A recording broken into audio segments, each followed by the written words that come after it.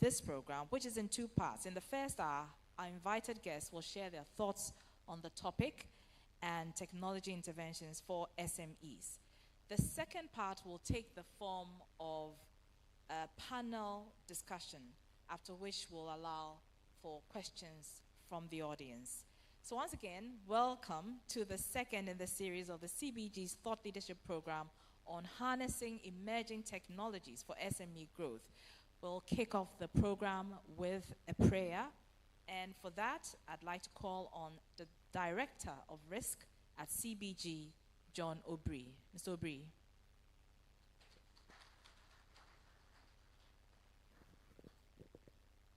Good morning, everyone. We take a word of prayer to de-risk everything within our midst this morning. Let us pray.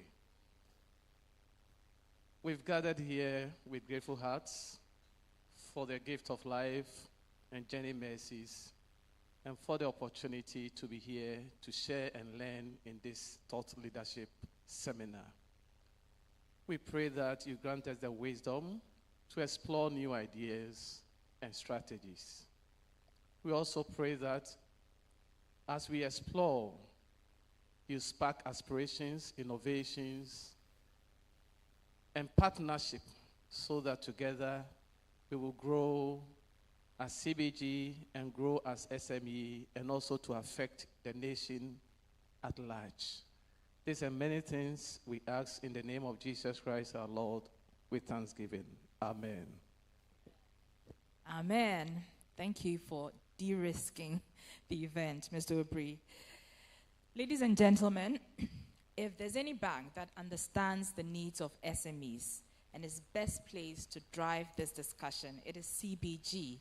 And as I indicated earlier, it's the bank that provides the best solution for small and medium enterprises. So help me welcome the Managing Director of Consolidated Bank Ghana Limited, Mr. Daniel Addo, as he officially welcomes us all and delivers the opening address. Thank you.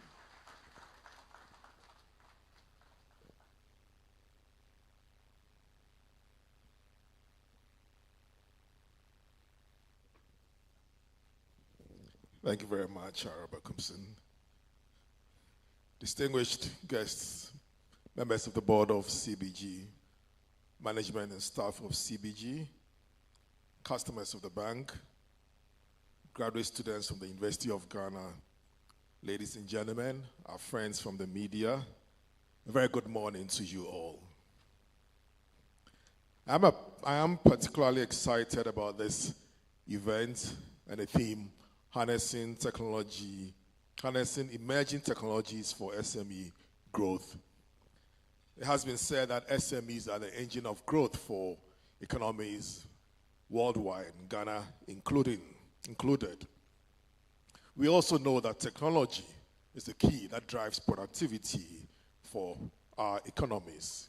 It therefore stands to reason that policymakers must focus on SMEs, their needs, their wants, but must also focus on assisting SMEs to harness the technology that is available and to keep them abreast with changes in the technology landscape.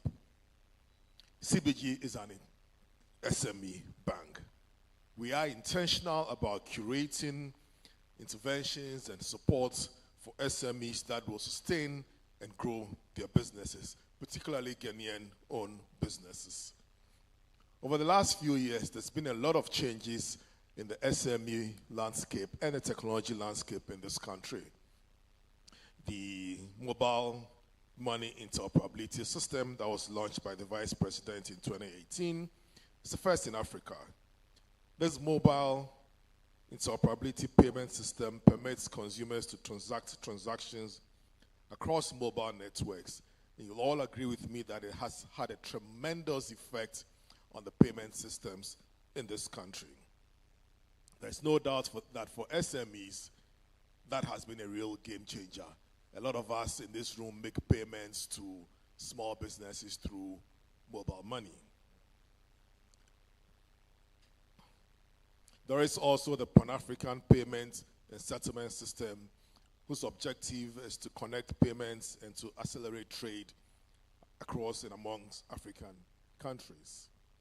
So CBG is committed to placing ourselves in the forefront of all these technological innovations. Our tools, such as the point of sale systems, our mobile money solutions for customers, provide our SMEs with seamless channels for receiving sales and also for making payments.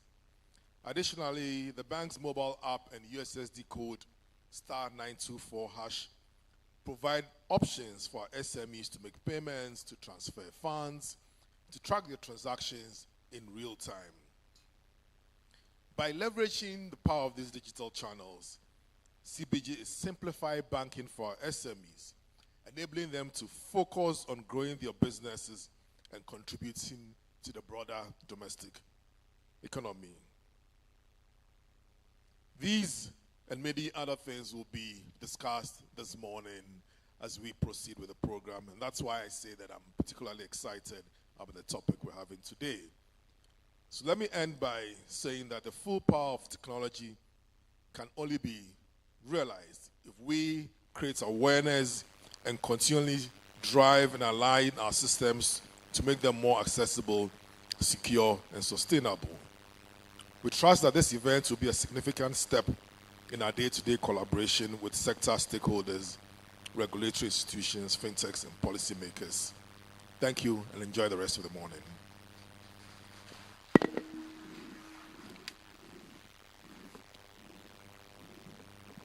Thank you very much, Mr. Daniel Addo. Another round of applause for him, please, ladies and gentlemen. Thank you very much. Now, today's discussion promises to be exciting and engaging, and hopefully it will keep you glued to your seats. But if for any reason you need to step out or use the bathroom, the exit is to my left, the bathroom is on the right, and we have ushers around who will guide you if you are lost. I'm not sure anybody's going to get lost going to the bathroom, but yes. So to my left is the exit, and to my right are the bathrooms. Thank you very much. At this juncture, permit me to acknowledge our esteemed guest amongst us. We have representatives of the telcos, Airtel Tigo, Telecel, the Chamber of Banks, as well as the Chamber of Commerce are also represented here. I'd also like to acknowledge the presence of some SMEs that do business with CBG. They are crucial stakeholders in this process. We also have in our midst some students of the University of Ghana and Wisconsin University. Where are you? If you could give me a wave. Thank you and welcome. And I'd also like to acknowledge the presence of board members of CBG, directors of the bank, general managers, and business heads. And of course, you heard the managing director, Mr. Daniel Addo. We also have here with us Thairu Ndugu. He is the Deputy Managing Director, Operations. Mr. Ndugu, if you can wave for us. Yes. Thank you. Welcome. We also have with us Nana Mapoku, who is Deputy Managing Director, Corporate Resources. Is she here? Okay, not yet. We have Charles Appiah, Director, Finance and Strategy. Welcome, sir. We have Angela Forson. She's Director, Corporate and Institutional Banking. Welcome, madam. We have AC Wilson. She's Director, People and Transportation. Transformation, I beg your pardon. Yes. Welcome, Madam AC. We also have John Ziga, who is Director, Global Markets. Welcome, sir. We have Emmanuel Nikwe. He is Director, Retail and Business Banking. Okay. We have Samuel Bakete. He's Director, Operations. Welcome, sir. We also have Gerald Quarty, who's Director of Credit. Welcome, sir.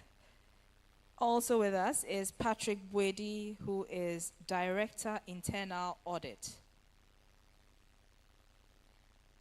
Okay, he's yet to be here. And of course, we have John Obri, who is Director, Risk. He gave us the opening prayer. Mr. Obri, thank you. Welcome. Right. So,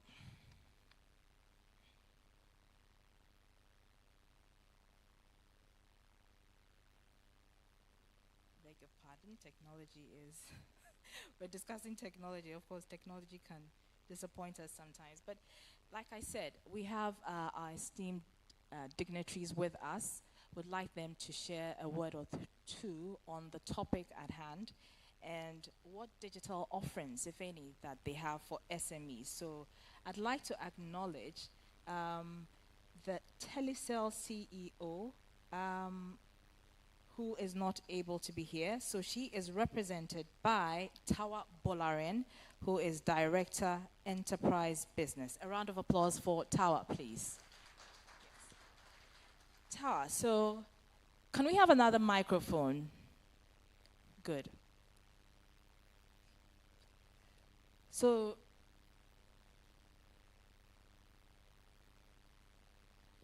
thank you. So Tawa, what are your thoughts on the topic at hand, and what digital offerings does Telecel offer to SMEs? Good morning, everybody. I'm not sure how much I have. Good morning, Mr. Doe. Thank you very much for this opportunity. We need to do a lot more of this type of events. My name is Tawa. Hello, everyone. University of Ghana. The business is here. My cooperating competitor, the EXCO panel. Thank you all, and it's a pleasure to be here. On the topic in itself, I think it's quite interesting because we are also very focused on SME. Just in September, if anyone noticed, we do a whole month dedicated to SME at Telecel every single September. And last September, we had capacity building not across the demographic. We did something for students. I would tell the University of Ghana guys to go and look at Connecting Hustle podcast, just on how you can really enrich yourself even as a young person. We launched the Telecel Women in Business offer, and I will talk about that in a minute. We gave away 50% discount to many businesses just to recognize and appreciate them in the month of September. We did a sustainability event just to also help businesses to understand how they can put sustainability into their everyday practice. And then we had a webinar series for women, specifically talking about women who have grown and built empires, that have grown from small businesses into corporate businesses today. We had a merchant offer on the mobile money. We gave about 50% cash back to merchants. So this is what we do every single month in terms of how we support SME. Very, very important. Now, for us, in terms of what are those products and services that we have, I will talk about 4 things. I'll try and put them into pillars. I'm sure you didn't give me time, so I'll be here all day. You have 5 minutes, ma'am. Thank you. All right, so I'll talk about the 4 pillars of what we have for SMEs today. Communication. It's basic, it's transactional. We all have it. We all take it for granted until there's an outage. One happened about a couple of months ago. And then we realize that, may God never let you know the importance of what you have. Communication is important. For businesses today, I think what differs between you having a mobile line on a consumer part and what is important about your business line is that in communicating for your businesses, you also need to ensure that your staff are enabled. They're able to talk to their customers. And for a lot of small businesses, you have members of staff who are helping you to transact, but in the process of speaking to your customers, they have no airtime, right? Or they can't talk to each other, or they're conserving just the airtime for their own personal use. So packages that actually allow you to be able to communicate effectively within each other is very important. So communication, we take it for granted, but we have those packages. What we call it in Telecel is called too much business, and it's really bringing CUG, the mobile plan, the data plan, and making sure that everybody within the organization can speak to each other.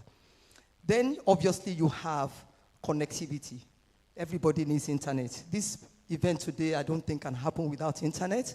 So whether it's dedicated internet, depending on the size of your business, or broadband internet is very, very important. So we have that offer for you. We have a stand outside, by the way, and I have a lot of business cards for everybody here. And then we talk about digitization, right? How do you ensure that beyond you having a physical store, let's say here, you can also reach a lot of other people. So on digitization, today, we help you to build your own website, right? And we have a lot of website packages that come with Google optimization and advertising tools that bring more customers to you and give you more reach beyond what you can do. And then we bring everything together into what we call convergence. Because today, some people have this network operator, some staff are on one network operation, another one. They have somebody else who's giving them broadband services, and you're trying to manage a business. You don't need all of these things with 4 different people that you're paying every single month, right? So we bring it together. We have a package called One Business. One Business will give you the broadband, the telephony packages for your staff, the website that I've just talked about, the ability for you to move data from your broadband to those telephony packages for all of those staff, the ability for you to have a telephone line in your office that can call all those staff for free, and all those staff can also call the office for free. So that's where convergence comes in. It's value for money. The same money you are paying 4 or 5 providers today, you can actually split it into half and get all of it from one person. Now, the most important thing that is dearest to my heart, which is the Telesale Women in Business. And the way we build Telesale Women in Business is beyond product. It's actually about a value proposition. And it's very similar to what CBG has done here today, which is to actually create a platform for their customers to come and listen to what they can do to enable and enrich themselves. This is what Telesale in Women Business Platform is. What we've done is to bring partners together to try and give you not just all of the convergence that I've talked about, but we've negotiated, for example, micro loans for small businesses today at a better interest rate. And we have micro loans for small businesses, and we have medium loans for small businesses. We've gone to insurance companies to also negotiate better insurance packages that allow you to be able to secure your businesses better. Again, on the platform. And we've done this. It's not a partnership where we're enriching ourselves as Telesale. It is a platform for you to come and see. There's so many things out there for SME, but there's not a single place that brings all of them together like this one today, where we're all brought together. And that's what the Telesale Women in Business is. And then we have a connect event that we call the Women 100 Power Connect, where we bring all of the top female leaders in Ghana together to actually collaborate, communicate, get insight from each other. And there's a whole lot of other things that we've got in there. So if you're looking for a partner that cares about your business, about growth, and about how you can accelerate what you are doing today, talk to me. Like I said, I have a lot of business cards. My team are here, and they're also outside. CBG, thank you very much. Thank you. A round of applause for Tawa Bolaren. She's Director, Enterprise Businesses at Telesale. Interesting. A whole lot that you offered us. Thank you so much, Tawa. Now, we are also honored to have in our midst our board members, CBG board members, one of which is Professor George Kweku Apia Edu. He's here. If you could kindly give us a wave, Prof. Yes, welcome, welcome. Thank you, sir. Also in our midst is Madam Grace Akosua Jeble. She is representing the Managing Director of the Ghana Chamber of Commerce. Good morning, ma'am, and welcome. All right. At this juncture, let me call on the Managing Director of Airtel Ghana, Leo Scalotis, to give us a few words. And Leo, we want to know what your technology interventions for small businesses are. I'm sure you have a lot, just like Tower does. Well, good morning, everybody. I'll stand on the shoulders of previous acknowledgements, of course. Considering what a great job Tara did, I was busy taking notes, so we'll see where we're going to. But I wanted to take the occasion to talk to the SMEs and the students here a little bit more about the future. And we all know that the word of the day now is AI, or generative AI, and it's real exciting. But that all comes from previous things that we all know. In the industry, we called it the data lake. We called it big data. Frankly, before that, we just called it data. I was listening to your managing director talk about where you're collecting all of this information from. And I just wanted to give everybody an idea of what some of the futures might be. Because AI needs huge amounts of data in order to be able to give us things that we may not know we even have. I mean, I've got a nice watch on here. This watch is collecting my heartbeat and various other data points on me. You put this together with, let's say, data from a telecoms company, and you put that together with data from other sources that might be available in the country, and all of a sudden you can get a complete profile of what this person might be. With that level of data, I can tell you what their health is. I can tell you, or rather, you can design a company that can tell the government or private industry that this person is worthy of credit. In fact, you can probably guess pretty much what this person's income might be. You can tell where they live. You can tell what route they take into work. You can tell where we should build a highway, where we should build a railroad, based on how many people follow that particular track coming in. We can tell a bus route, like, gee, you should come from Tema Community 18. How many people come from Community 18 where they sleep down to the central business district of Accra? So there's huge opportunities out there for you once you understand what's possible. Okay, you know, looking again, I can tell you, you know, if you pay mobile money, if you pay DSTV, if your average mobile money spend is this much, if your average telephone spend is this much. Like I said, you can tell income levels, you can tell a lot of things, you can segregate people. You pool all of this data together, and frankly, for SMEs and for the students in the future, digitalization is clearly the way to go. And you start looking at what we can do here when we digitalize this country properly, and you can look at how to use this data outside of the country as well, throughout all of Africa, where frankly people like this don't understand. But it's actually a global market out there now that we think of digitalization. Now, to bring that back, of course, to my charming little company, we provide a lot of connectivity to that.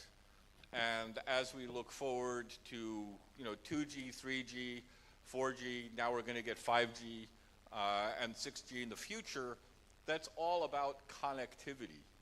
Connecting all of this information, putting it together into usable data chunks and manageable data chunks is where I think a lot of the future of the companies here and what I think a lot of the students should hang on to. With that, I guess I thank you very much. Thank you. Thank you. Leo Scarlatus is the Managing Director of Airtel CU, and as you heard him, digitization is the way to go.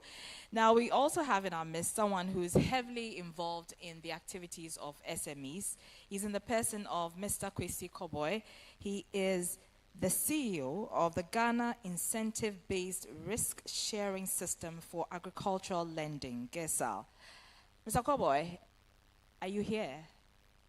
Right. A round of applause for Mr. Koboy.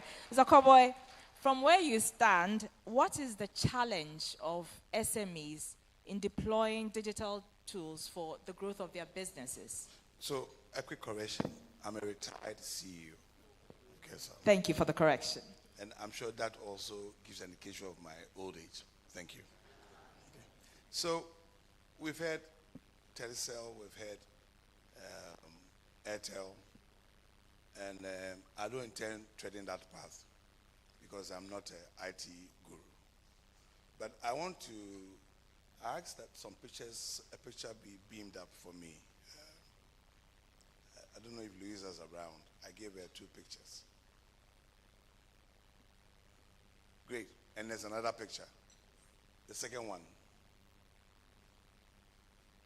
Okay. So we shall alternate.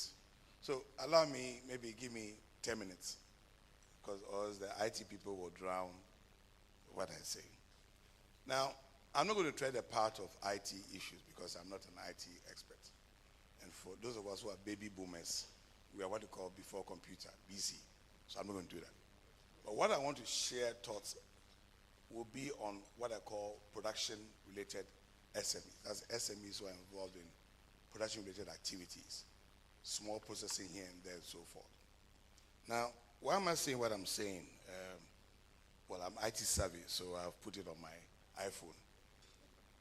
Is that there's a certain misconception that everything has what is technology, and people define technology as something very modern. Should have an app. Mr. Bansa, forgive me. It should have an app. It should be something very sophisticated. So whether it's a technophone or it's an iPhone, they're all technology, but they have different versions and different levels of sophistication.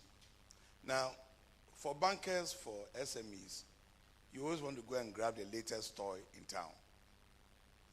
Now, when I was coming to this function this morning, I was listening to BBC, and we were talking about the drone. Now, those of you who are aware of the Ukraine-Russia war, the drone, you have bombs strapped to the drone and creating mayhem. But in production too, the drone is very, very beneficial and useful. So you have technology that has what?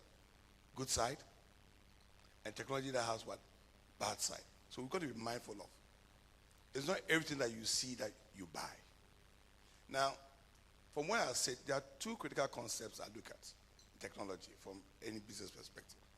One, your marginal revenue should be greater than your marginal cost. Your marginal revenue, I'm sure those of you who are economists will understand where I'm coming from. And I'll throw in another theory of economics and see if your economics is still standard and current. Your marginal revenue should be greater than your marginal cost. There's no point buying technology when the cost of it, the cost of operating it, is costlier than the revenue you get from it. Are you with me? Now, the reason why I put this picture here and this sugar plantation, when you go to a country like Brazil or in the US, they harvest sugar mechanically, expensive equipment, cutting sugar on a regular basis. But when you go to countries in Africa, Zambia, South Africa, they harvest manually. You know why? Let me tell you why. And this is only to illustrate what I'm talking about, technology. The cost of using human beings to cut sugar in Africa is cheaper than using machines in Brazil and the USA. So technology is a human technology versus what? Machine technology. Because your marginal cost is higher in Africa because labor is relatively more competitive. Number two, when you harvest sugar and mechanically you harvest it into pieces, you expose it to the elements, you lose some level of sugar. So it's best to harvest it whole. But I'm sure one day will come when Zambia, Swaziland, South Africa would all have to mechanize because they may not get labor. But that is a tipping point. So for those of you in business, and those of you, CBG, those who lend money, don't always force your clients to go and take the latest technology. Do the analysis first. So that's my first point. Now, my second point is technology should be appropriate. And let me give you an example. Can you move to the next picture? The other picture. This picture, I know Gerard knows this picture. I know Dan knows this picture. Because they've been there. And I know Angela knows this picture. Now, this company in Kenya, who we have a relationship with, I have a relationship with, very huge company, a conglomerate. They're doing high-value vegetables exposed to the UK. I'm sure CBG would like to land their accounts if it's possible, but they're in Kenya, unfortunately. But I'll talk to them and see. Now, you can see women cutting up high-value vegetables. These vegetables are going to Waitrose, Tesco, Sainsbury's, just mention Lidl, Aldi, all the top supermarkets in Europe. So you ask yourself, why aren't there machines and robots cutting these vegetables? Yes, there are a few technological things like the weighing scale, because you've got to weigh what you do. But I'm sure that most of us will say, maybe let's get a system that will cut it. But there's technology working here. Let me tell you why the technology working here. There's someone's job to ensure that the knives that are being used are sanitized all the time. There's someone's job to make sure that they keep records and that the sanitizer, the liquid, is changed every hour. That's technology. But this is what I call appropriate technology. Because what the eye can see, machines will not see. And that's why in this day of Zoom and I don't know, the IT people can help me, Skype and all, we still fly on airplanes to go and do business meetings. But you want to look at the person eye to eye. Or else we'll then do everything Zoom. Because the handshake sometimes carries a great weight than we talking over the phone. Or the airlines will go bankrupt. Now, the point I'm trying to make here is that here's a company whose turnover is them hundreds and hundreds of millions of dollars, but they're using basic human systems to do what they are doing. What's the message I'm trying to convey here? The message I'm trying to convey here is that technology should be appropriate. Don't run before you walk. The other thing too is that every technology has a cost. Cost of procurement, cost of running. And sometimes, you know, when iPhone released the latest, one of my daughter, the last one, who she's very always daddy, and there's a new iPhone, says I need a new one. I said, what's the difference between iPhone 15 and 16? The reason is a status thing. So you say I have an iPhone 16, but the value is the same. So the critical issue for us is that if you're a business, you want to improve upon your systems, ask yourself, whatever I'm procuring, does it help me in making my business efficient? Does it result in greater output based on what I'm doing? Now, I mentioned earlier on about an economic theory. Now, how many of you are economists here? Show by hands. Anybody done economics? Good. So you know Solow theory. S-O-L-O-W theory. It's a very simple theory. It says that technology would always increase efficiency. But it doesn't say that technology anyhow will increase efficiency. Technology would always increase efficiency. In the 19th century, there was a thinker, philosopher called Malthus. I don't know if you heard of the Malthusian theory, who predicted that people were giving birth and those days people were dying very early, and said, there will be hunger in the world because the level of food production was lower than our birth rate those days. Because those days, because life expectancy was very low, a typical woman will give birth to about 10 children. Probably about 3 will survive. Because you needed labor for work before the steam engine so came. But what he forgot was that technology played a role in terms of getting higher yields from our seeds, introduction of fertilizer and so forth, mechanization. But those are what I call appropriate technology. So I would like to end before I overtalk myself technologically. That it reminds me of what one of our former presidents said, President J. Kufuor, that sometimes we know the cost of everything, but we don't know the value of nothing. Thank you. Thank you very much. That's the former CEO of the Ghana Incentive-Based Risk-Sharing System for Agricultural Lending, GESA. Quite a mouthful, but if there's anything that you should take away from what he said is that technology should be appropriate.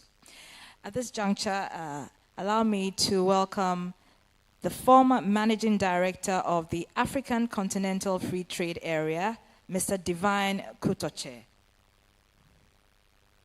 Welcome, sir. Very quickly, what are your thoughts on this topic? How we can use emerging technologies to drive SME growth?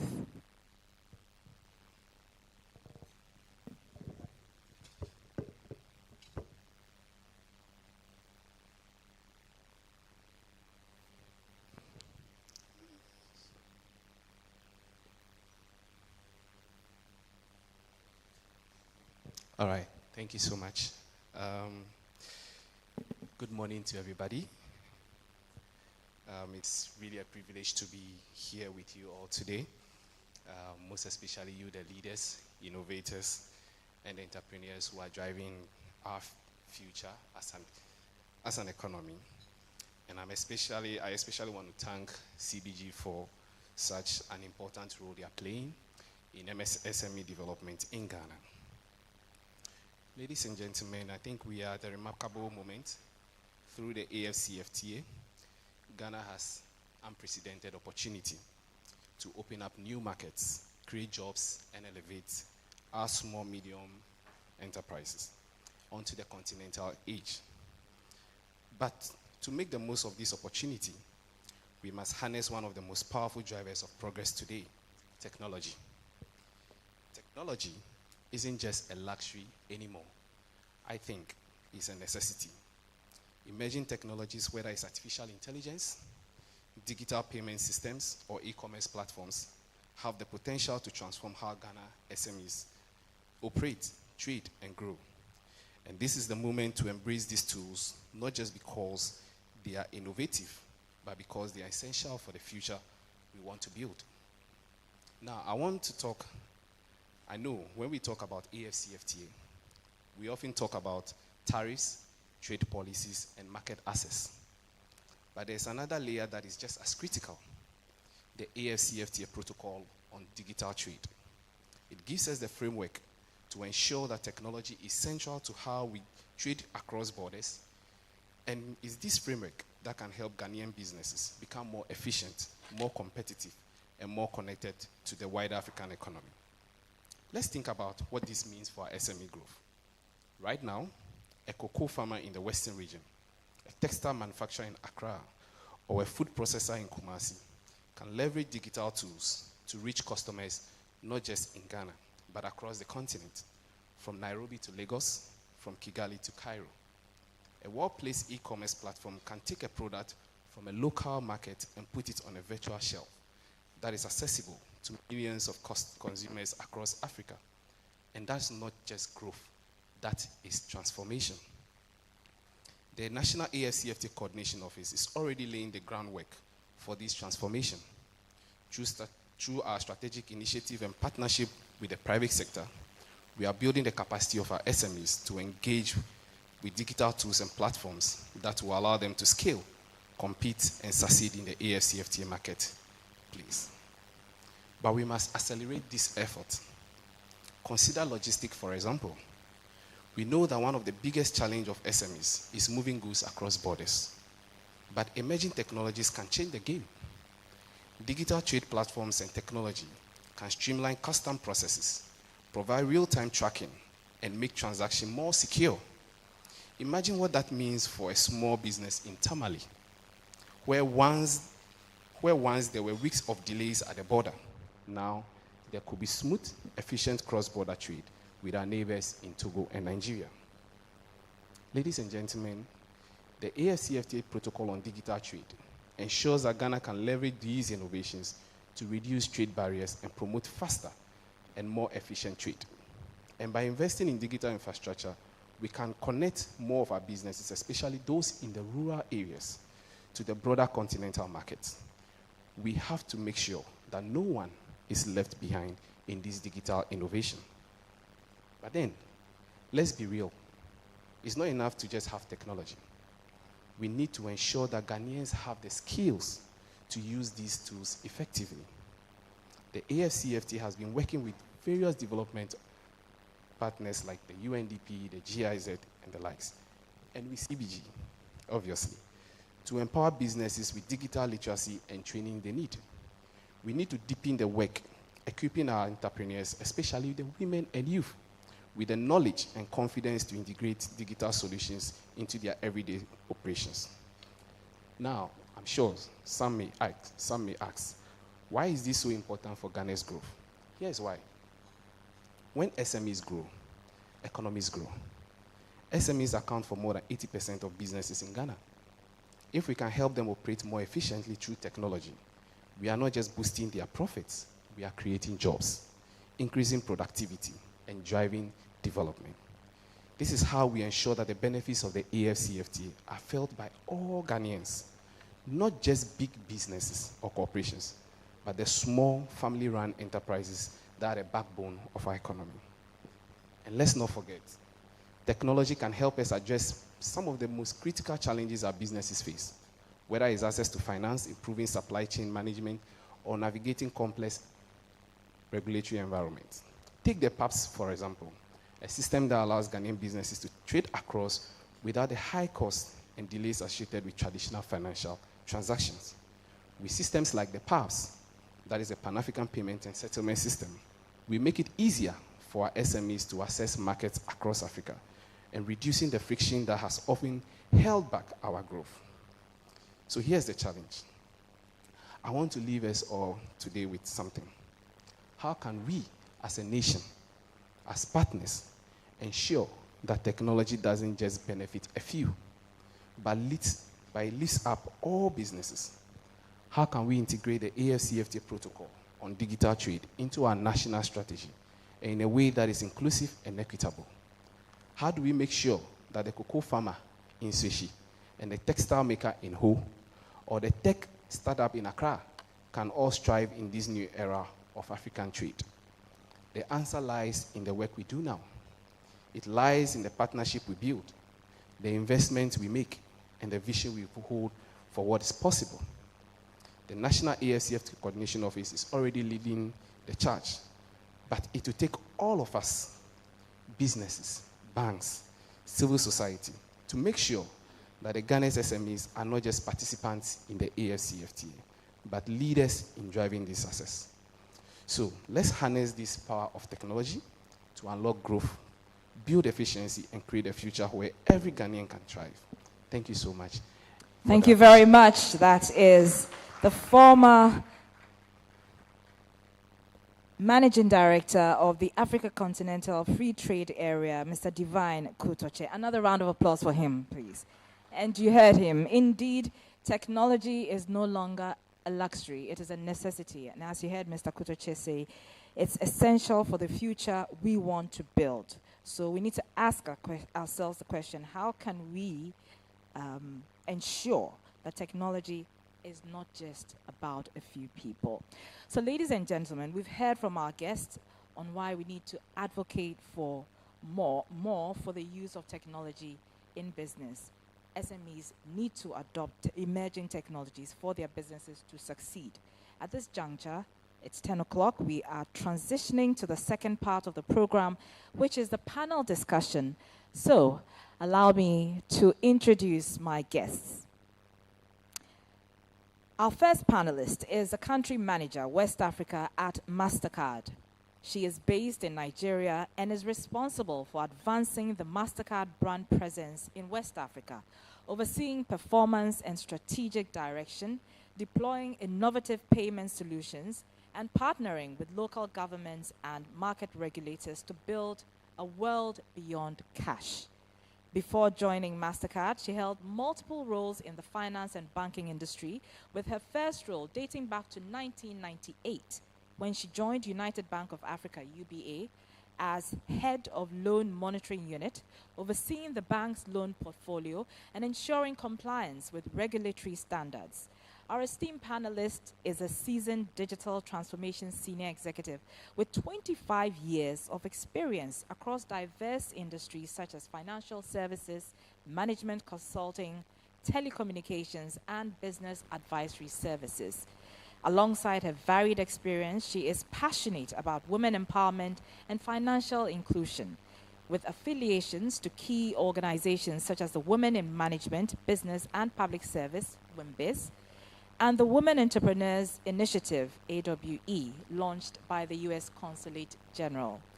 Ladies and gentlemen, make welcome for Folashade Femi Lawal. We are so honored to have you here, Fola. We are so honored to have you here. Initially, she was expected to join us via Zoom, but she was gracious enough to come in person. Another round of applause for her, please. We appreciate you. Thank you so much. Right. Our second panelist is in the person of Derry Dean Daze, a powerhouse in African technology, leading the charge in science, technology, innovation, and research commercialization. He transitioned from Dream Oval after co-founding it, fresh from university and expanding its influence beyond Ghana's borders, and assumed the CEO role at the Ghana Chamber of Technology. Derry Dean's expertise extends far beyond executive roles. He has relentlessly championed the cause of innovation, digital transformation, fintech, and research commercialization through consultancy and directorship roles in organizations dedicated to Africa's advancement. He is a visionary behind the Africa Research and Innovation Commercialization Summit, ARICS, which he pioneered to advance research and innovation from labs to markets across the continent. In his latest endeavor, Derry Dean founded the Heritage People, an ethical consulting firm at the nexus of Ghana's STIR economy and Africa's digital transformation. He also set up the Heritage Lab, a hub that's dedicated to developing solutions and services that would drive innovation and research and shape the future of technology in Africa. He also founded the Science, Technology, Architecture, Innovation, Research, and Sustainability Collaborative, STARS, committed to using science, technology, innovation, and research to empower people, create viable and inclusive markets for innovation, and evolve sustainable communities. Talk about a digital transformation champion. Ladies and gentlemen, help me to welcome Derry Dean Daze with a round of applause. Thank you very much, sir. Our third panelist is Daniel Opuni Frimpong, who has had an over 10-year career in sales at various levels. He is currently the head of merchant relations and partnerships at Haptel, and he believes that sales is the fuel that powers the growth of any organization, and the importance of sales professionals in any organizations cannot be overemphasized. With a round of applause, let's welcome Daniel Opuni Frimpong. Thank you very much, sir. Right, our final panelist is in the person of Richard Bansa, who is co-founder of Apps and Mobile Solutions, a leading fintech in Ghana. He holds an MBA in marketing from GIMPA and started his formal working career at the Australian Trade Commission, where he held the post of Business Development Manager, Francophone West Africa, from 2009 to 2013. What's interesting about Richard is that in 2015, he and his two brothers started the company from their garage. Today, Apps and Mobile Solutions is a leading fintech in Ghana, licensed by the Bank of Ghana. The company is known for delivering innovative and market-fair solutions that have powered businesses and enable them go digital with their payments. Under the leadership of Richard, Apps and Mobile raised $1 million from a venture capital firm in 2021 to scale up the business. Today, the company has a staff strength of 52. This is inspiring and certainly deserves a round of applause. So, Richard, if you're here, join us on the couch. Thank you very much. Thank you, Richard. So thank you, and welcome once again to the CBG Thought Leadership Program, where we're discussing how we harness emerging technologies for SME growth. Let me remind you that this program is live on Joy 99.7 FM and is also being live streamed on the CBG YouTube channel as well as the CBG LinkedIn channel. So you have no excuse. You can join the event virtually on these platforms. Again, it is live on Joy 99.7 FM, also live on the CBG YouTube channel as well as the CBG LinkedIn channel. Right, ladies and gentlemen, let's delve into the meat of the matter, and I'll start with you, Fola. We know a lot of transactions take place within the informal sector. So how crucial do you think is it for us to digitize the sector? Thank you very much. And good morning, everyone. It's so good to be here. Celebrate Mastercard partnership with CBG. Now, talking about how to digitize the sector. The previous speakers have alluded to the need to why we should digitize, but not just anyhow. We should be deliberate. And the world has gone digital. As the say go, either innovate or you are not in existence. Innovate or die. And I know all of us in this room today, no one wants to go extinct. No one wants to become a dinosaur. And we are seeing at MasterCard, based on our digital footprints, as well as our global across the world, we are seeing the urgency for digitizing this entire value chain. It's so important, especially when you look at the cost barrier, transaction cost barrier, onboarding barrier, and I know financial institutions prefer to deal with the well-established partners. But we are here because the economy is driven by SME largely, and we need to support them. And in line with MasterCard's pledge to connect 1 billion people to digital economy, which includes 50 million MSMEs and 25 million female entrepreneurs. You will agree with me, that cannot happen by just doing each one reach one. We have to leverage digital tools. And that's what we've done with a number of products. But let me take a pause there, we'll come back to this. Thank you.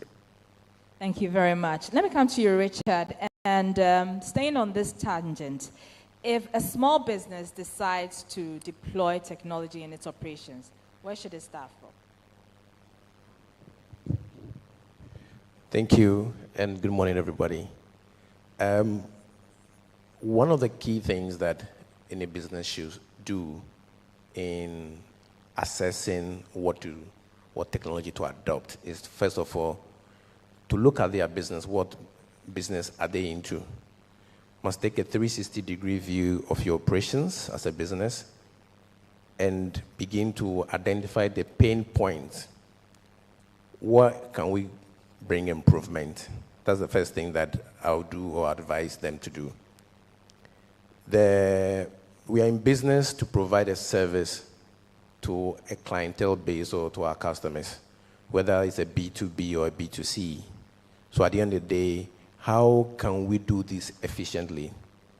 What systems do we need to put in place to bring about time optimization, accountability, and also improve communication between us and our clients?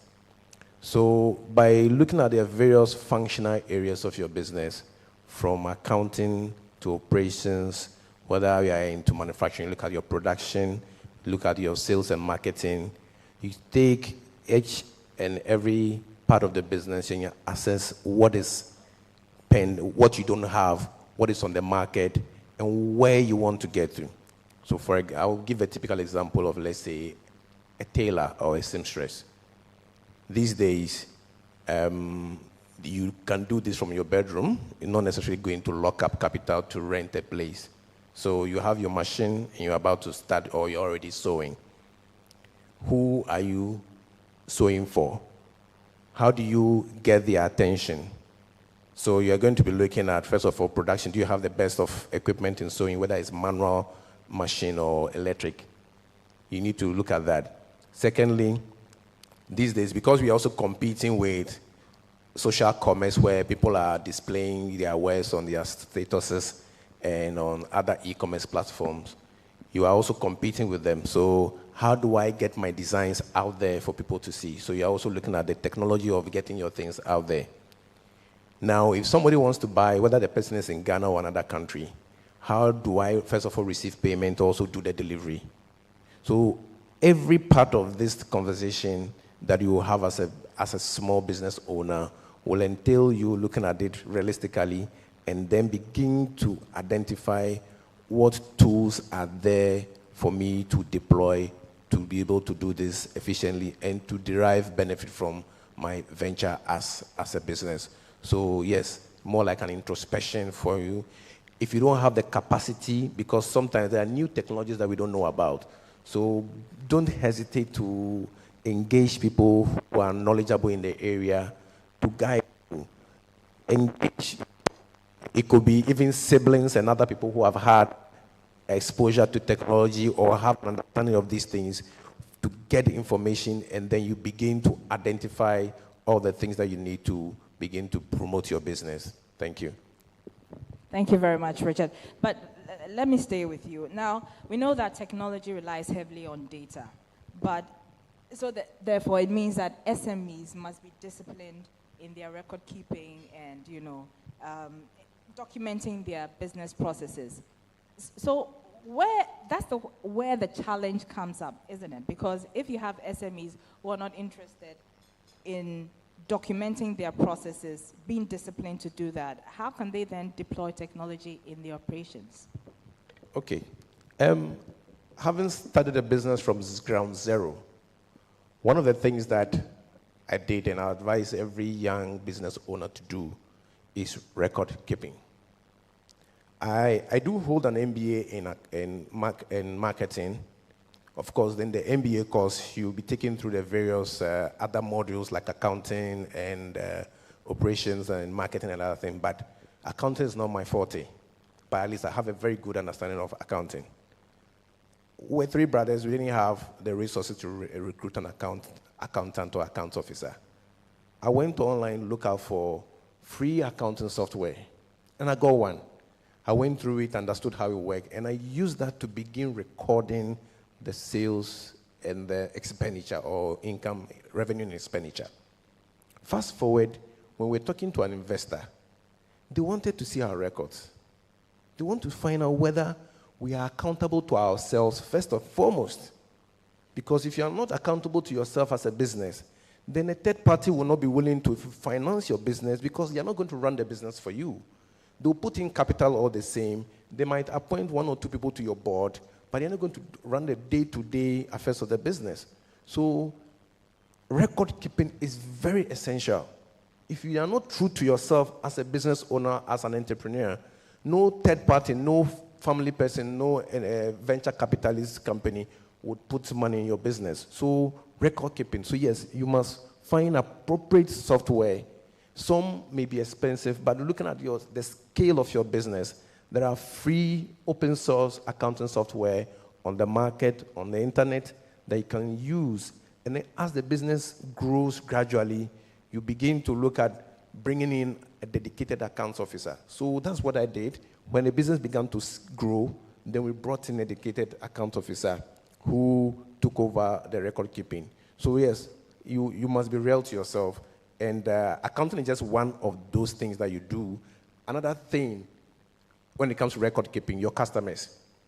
What is the level of engagement between your business and your customers? Don't assume that you have 5 customers now, so it's going to remain 5. So you must begin to explore solutions that enable you to have the record of your customers so that you are also able to provide them an avenue to collect feedback from them. Because if you have a sales assistant or there are 3 or 4 of them and you're not always available and they are engaging your customers and things are going wrong, how will you know? So you must begin to also explore what we call a customer relationship management system or a customer engagement solution. These days we have Google Forms. It's so simple to use. It doesn't cost you money once you have a Google account. Design a simple form, send it to your regular customers at random to collect feedback. So record keeping in terms of accounting, record keeping in terms of customer engagement. Technology in the operations because they feel that it's an added cost that they haven't budgeted for. So why should they spend their time and resources on exploring technology? Thank you very much. And yes, technology can be expensive, but a lot of the times the lack of it can be even more expensive. And it is very challenging, especially when you are a small, young business and you need to get certain things right. And the tools or what you need to get right includes technology. But I think that the cost should not be your first factor when you are considering why or why not you need to go with technology. So one of the key things that you need to establish is where you are going as a business. Where do you want to go? Because the moment you know what your vision is, where your destination is, then you are able to figure out what it takes to get there. And if technology is inside there, you have to be able to establish why you need that and what value it brings to you. Because when you know what value you get, it is easy to now consciously not worry about cost, because you know the outcomes of your investment. So for me, for young startups, always understand the why of the matter, the why of why I need this technology. It enables you to establish in advance the value proposition. What is going to be my return on investment? If you can appreciate that, it is easy for you to work with numbers. Then you also have to figure out, now you know the why, now what do I need, the tools? And the tools are different models, they're different versions. Always start small for me. I know that sometimes you're looking for technology and then you start looking at 10 features. You want to solve every problem with a technology, right? But maybe you need only one feature, because that's where the cost comes. If you're going for something that gives you 10 features, it may likely be more expensive than something that gives you a single feature or 2 features. So you also have to know where you need to start from. You need to know where you need the technology most. Where do you prioritize your technology input? And I believe that these things can help resolve some of your cost concerns. And then you need to also learn to engage, because, and I'm trying to figure out how you can reduce or you can get more comfort when it comes to cost. You need to learn how to engage, do your research, find partners who can handhold you, and who are more likely to want you to utilize their systems without burdening you with a lot of cost. So work with other partners, potentially work with young startups as well who may offer technologies that can support you. I know that sometimes we like to go for the polished, top tier, well-established businesses. There's nothing wrong with that. But if you're concerned about cost, then find partners, vendors who are also looking to make advancement into a certain territory or ecosystem, and then engage them and work with them. Because sometimes the younger startups or the small businesses are more willing to be more flexible with you. And for me, is a no-brainer. So cost is a big deal, but there are ways and means to deal with the cost issue. Psychologically, you need to know why it matters, what the value proposition is, and that in reality, you need to be able to figure out exactly where you need the technology most, where if I put technology will give me a significant, upward drive in a specific business area. And then deal with specific partners, especially vendors, who are more likely to be flexible with you, especially in payment, especially in customizations. And in that area, startups or small businesses who are tech firms are a better option to go with, because they're more likely to work with you. There's a risk there. And then I believe that you'll be good. Thank you. Thank you very much. Technology is expensive, but the lack of technology is even more costly. That stood out for me. Thank you very much, Deridine. If you've just joined us, this is the second in the series of the CBG Thought Leadership Series, and we are discussing how we can harness emerging technologies for SME growth.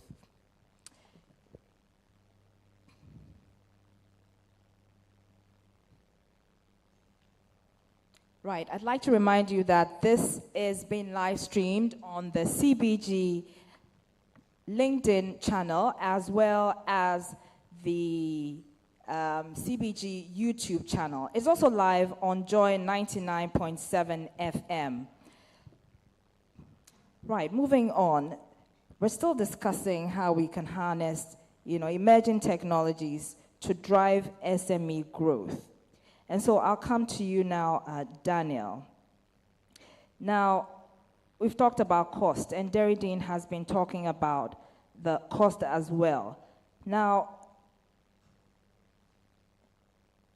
we know that they shy away, the SMEs shy away because of cost, because affordability is an issue for them. But tell us, what are some of the most effective digital marketing channels for SMEs to reach their audience?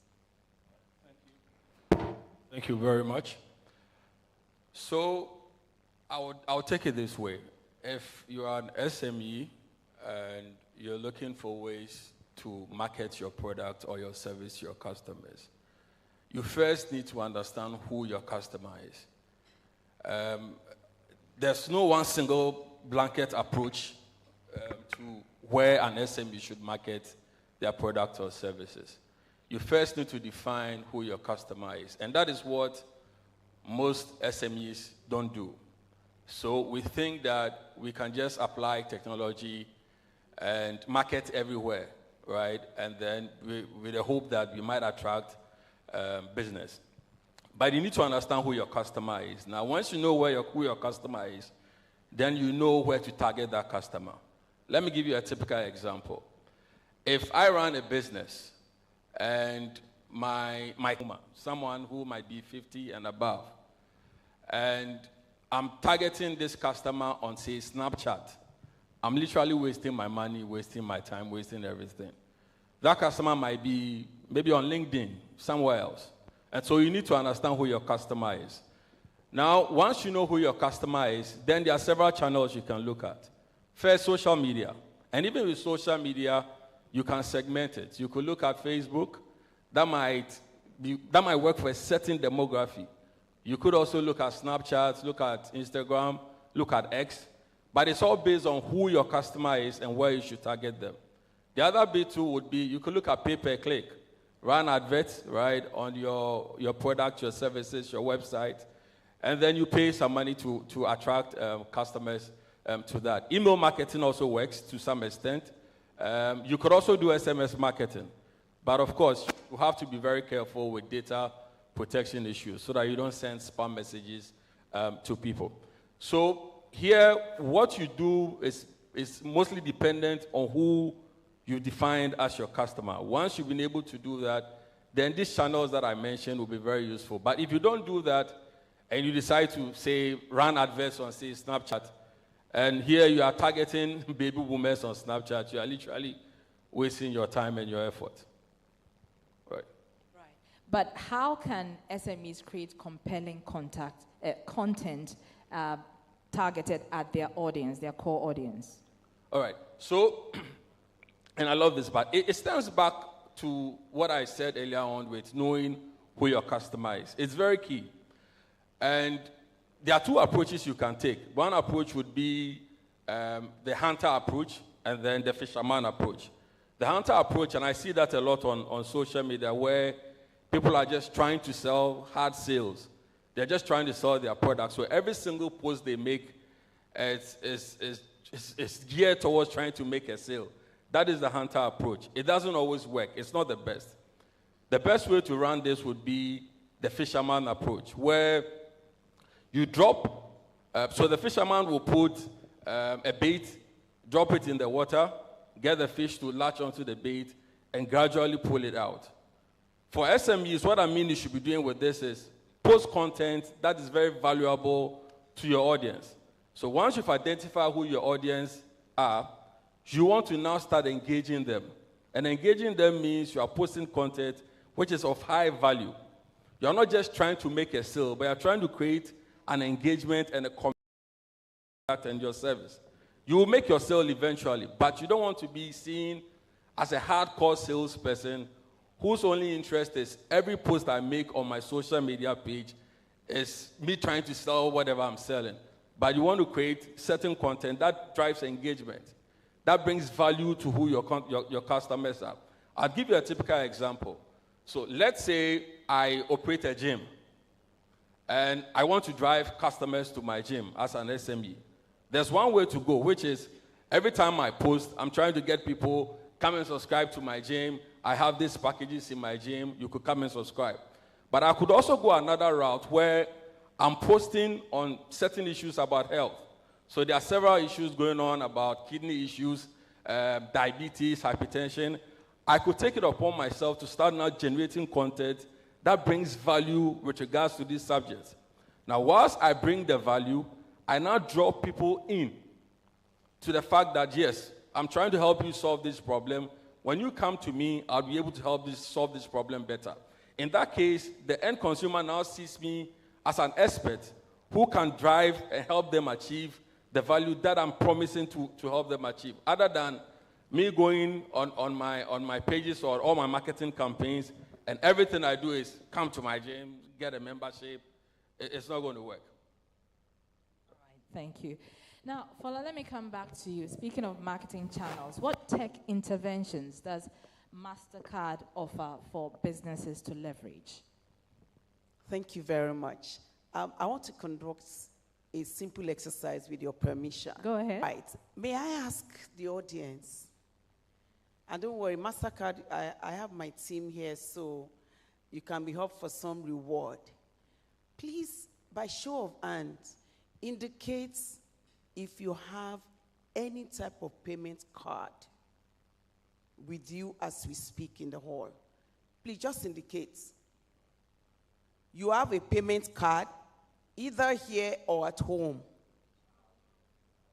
Everybody. Please, a round of applause for yourself, audience.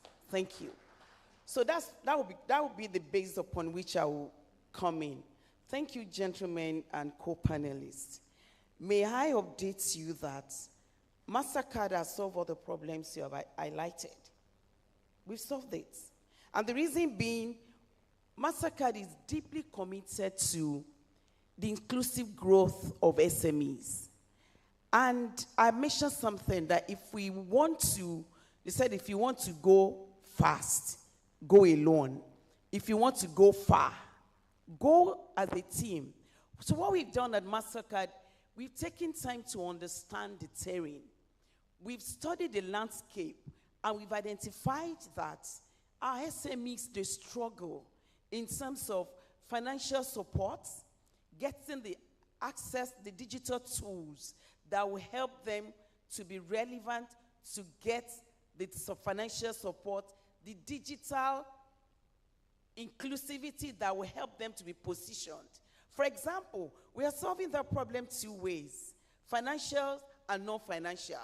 And you just giving me the response that I needed. Every one of us in this room, you have a payment card. What we've done at MasterCard is to recognize the accessibility of your payment card. And what we've done is, and we've identified the fact that the cost of payment acceptance terminals in Africa is so huge and prohibitive. I was in the banking sector for 15 years before I came over to MasterCard. And we've seen that, done that, and got a shirt. We've seen that payment acceptance terminal investments, even for banks, don't yield the needed results.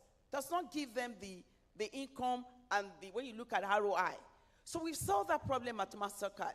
We've gone nimble. We are big enough to accommodate everybody, and we are nimble enough to allow you to be part of our business. So with that, we released QR on payment, QR on cards.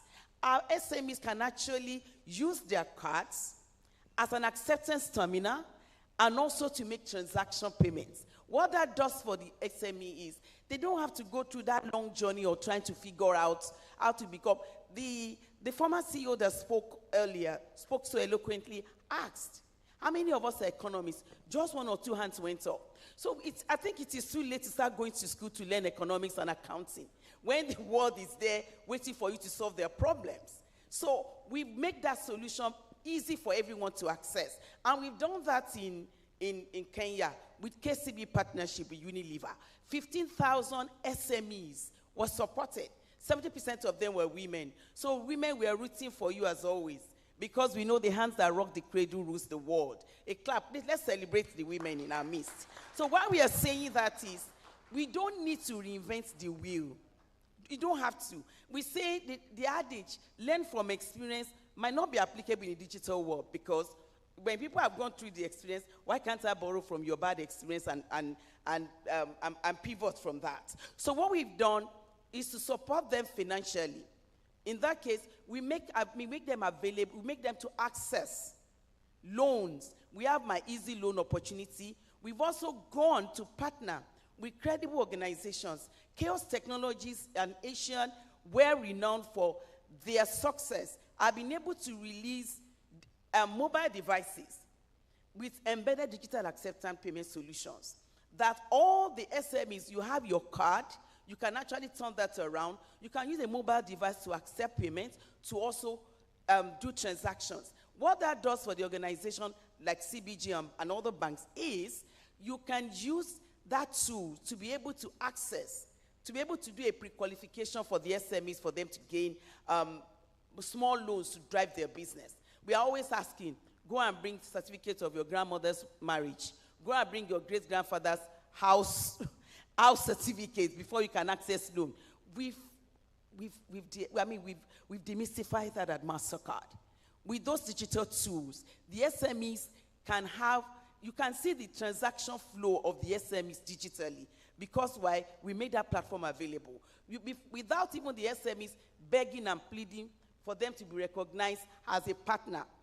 Those digital tools enabled banks to see the transaction flows for those SMEs and pre-qualify them. And that makes us to be more proactive. I mean, I can begin to go over and over, but what I'm just assuring the audience is SMEs in Ghana and beyond, MasterCard has got you, because we got you covered at all fronts. We have QR on card, we have pay by link, we have MPOS, mobile POS device solutions, embedded with acceptance opportunity. We can go on and on, but just let me assure you, we've got you at MasterCard, and that's why I'm here. MasterCard has got you. I'm sure that if we give you all the time, you can, list the array of things that MasterCard has in store for SMEs to facilitate their operations. Now, let me remind you that we will be bringing the microphone around, so the SMEs here represented, and also regional managers of CBG, we expect you to be asking our panelists, critical questions. So very shortly, we'll be bringing around the microphones for that.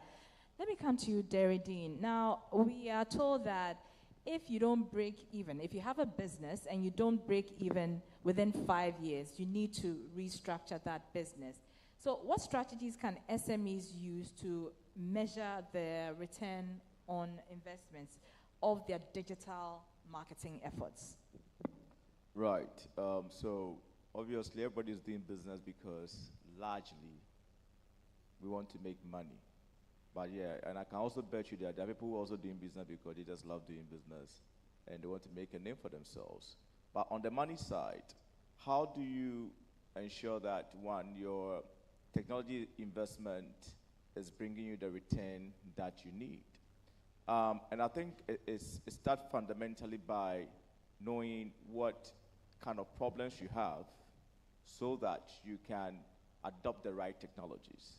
Because if you don't define your problem well, and then you bring in the technology, then it's failure on arrival. Because one, you're going to put square pegs in round holes. So that's the first part.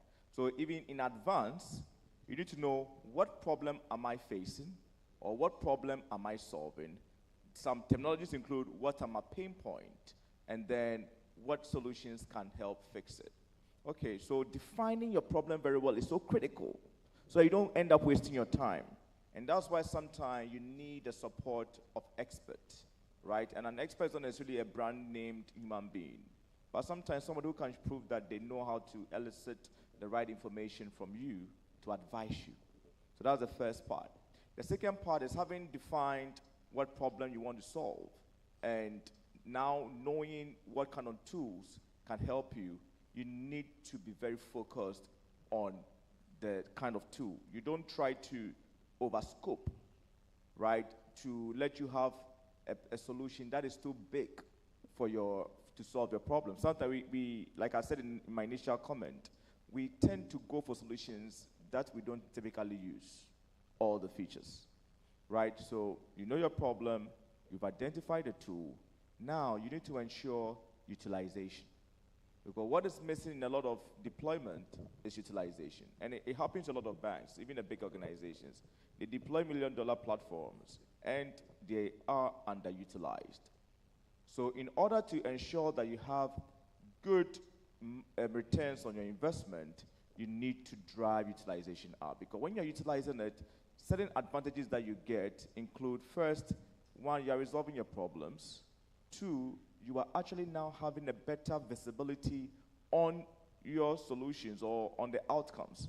And that enables you to refine either your processes, your business model, and even the technology by ensuring that features that you didn't have can now be included in the solution to help you. The utilization is, for me, one of the most critical parts. Now, how do you drive utilization? One of the ways that you can drive utilization is, first, you have to ensure that you have the culture of acceptance, adoption. People just have to adopt it first. You need to make sure that the organization adopts it. Because when it's adopted, the people will be compelled to use it. You need to incentivize utilization. You need to put people in the position that when they're using it and you're seeing results, they get rewarded. And reward does not necessarily mean money. It could be giving them some nice certificates of utilization, performance certificate, anything. So you need to incentivize utilization. You need to first ensure that there's that culture. And sometimes you need to start from ensuring that in deploying the technology, you have a lot more stakeholders at the table who are contributing to the evolution, which includes the development, the scoping of the technology. Because one of the biggest problems that technology adoption faces is when people feel that they were not consulted when the technology was being, acquired. So when you define your problems, you have to ensure that in evolving it, people are on the table who come from different units or different part of the organization who are making contribution or who are gaining insight and understanding of the technology or the solution that you are looking for. So now you build your culture. The other thing is that you need to ensure that you could find champions, because sometimes you have to find influencers. So influencers don't belong on social media alone. You need influencers in your organization who can drive activity, who can convince, who can persuade, whose charisma, whose personality engenders people to behave in a certain way. So find influencers in the organization who can help drive the technology adoption. And when you do all these things plus extras, you will now get to appreciate whether your technology is bringing value or not. Because a technology is not bringing value when it is not solving your problem. And for it to solve your problem, you need to use it. Thank you very much. All right, thank you. Derry, I'll come back to you again. But quickly, earlier Mr. Kwesi Cowboy mentioned that technology must be appropriate, and it should be able to help, not hinder. Do you think that SMEs are appropriately targeted when technological tools are being put together? Right. So a lot of times, we don't have synergistic engagement when it comes to building technology. So I'm a startup, I want to build a technology, and I might come from a perspective of general observation, as opposed to a perspective of focused engagement with people who are having problems. So a lot of time, the research, the beginning research is not adequate to build technologies that solve problems. So that's a first part. The second part is Western copy and paste. So we watch movies, we watch adverts, we watch magazines, we see solutions, we travel abroad, we see something working in another country, and we make the assumption that the exact replica will work in our part of the world. And that's another part of a challenge. So one, engagement with the SMEs as the initial research or discovery or the paradigm analysis become woefully inadequate. And that makes it difficult for us to build technologies that are fit for mission or fit for purpose. So we have technology that resemble the problems that we want to solve. So yeah, you want payment, then there's a payment solution, but that payment solution may be too complex for your simple processes. But doesn't mean that the payment solution does not exist. It exists, but it is not rightly tailored to resolve the unique nuance or the nuance of your challenges, right? So in order to bridge this gap, more engagement has to be had with businesses so that we find ourselves in a position where we are building solutions that meet their needs. Is that the first part? The other part is that in order to ensure that we break that technology, SME utilization gap, apart from the engagement, we need to also build with them. Don't keep them at bay. Don't let them stay there and then not contacting them. You have to build with them. Let them be something in the room.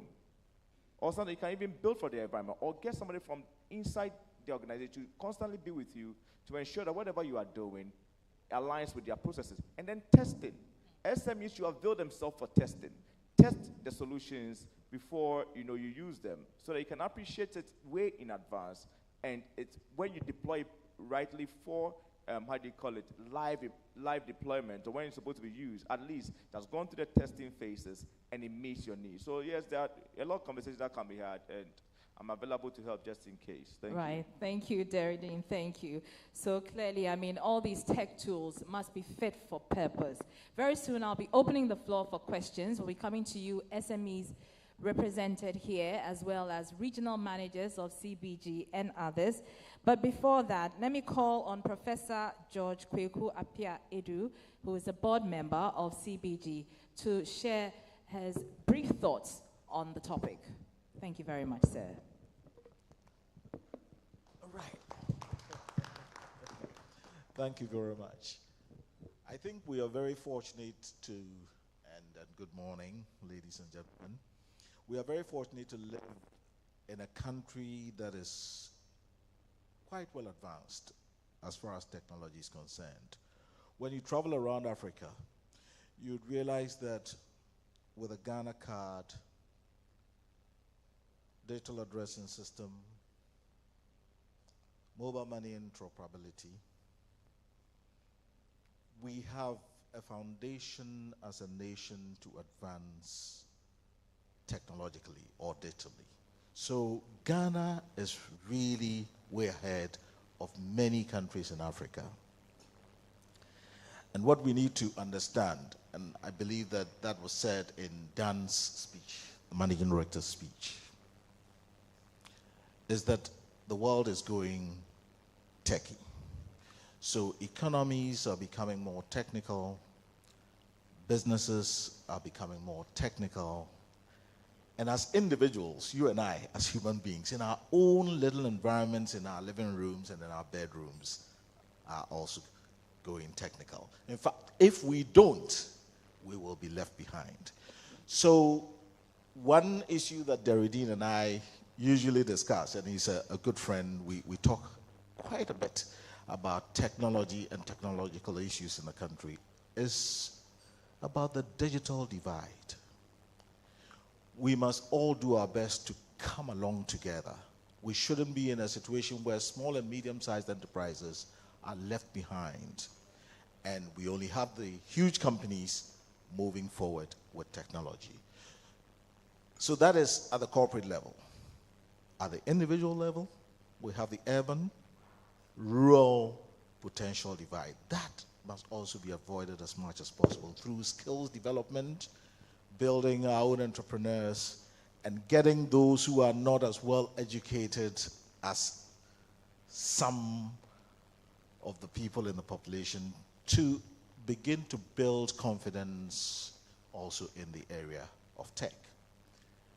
And how do we get it to happen? I mean, if you look at the huge tech companies all around the world, especially the giants in Silicon Valley, most of them are headed by people who were born in India, educated in India, migrated to the US maybe in their teens or in their early years, but have really developed and now are the helm of companies that are driving digital transformation across the world. Some countries have actually exported their own into Silicon Valley, and the strategy is reverse export back into their own country, so that those who are able to build these skills can come back into their countries, developing countries, and help to translate, or if you like, build capacity after picking up from the developed world.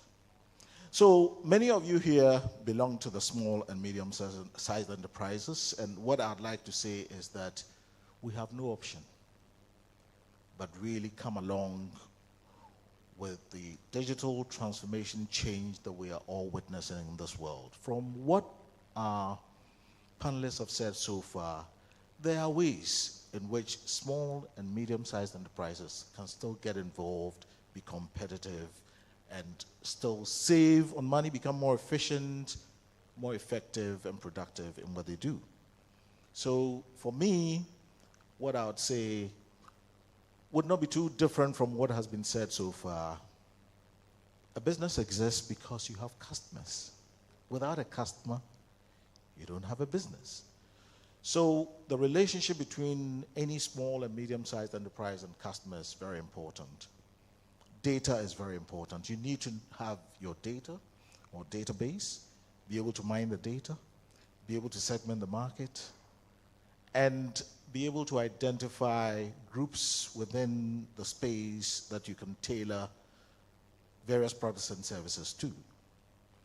And technology is the only way you can manage this very effectively.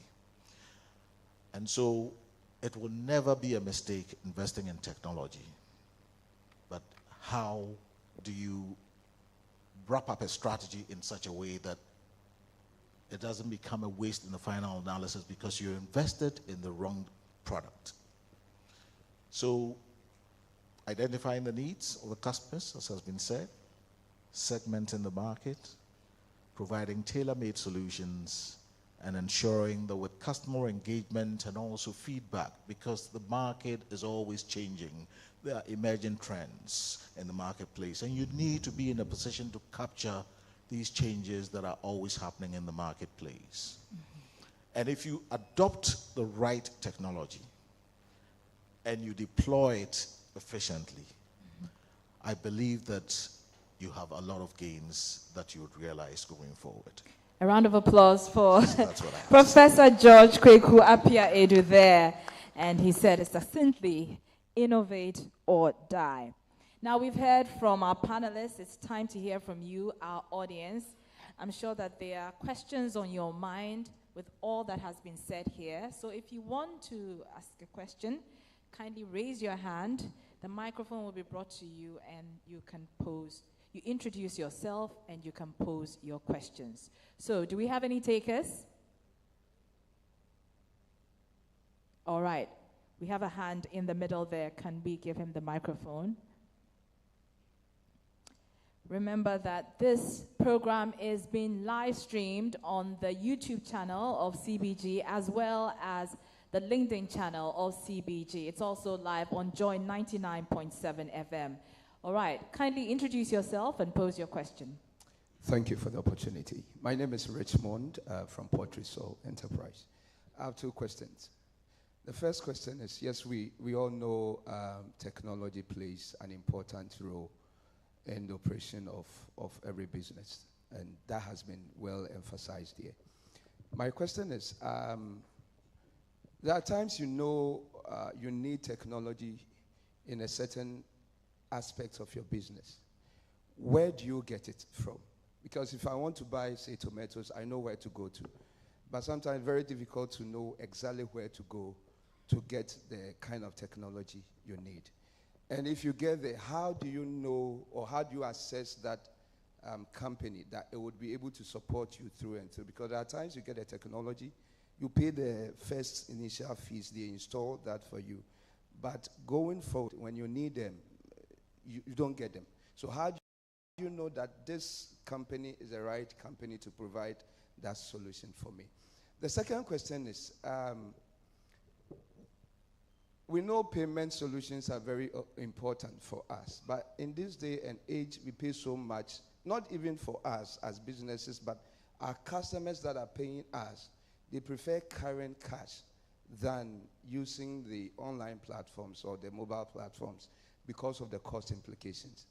Just want to find out, It's MasterCard having a solution where our customers don't need to pay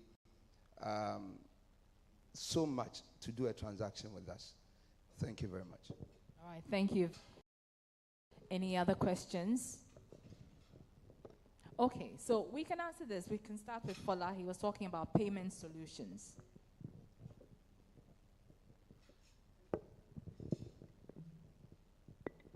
Hello?